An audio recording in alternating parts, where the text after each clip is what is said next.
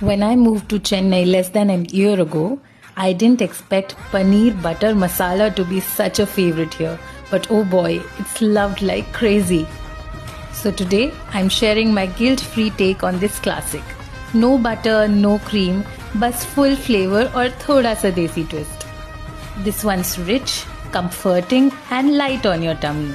Or the full recipe on YouTube has 3 pro tips you don't want to miss. Go check out the full recipe now. You can find the link in my bio.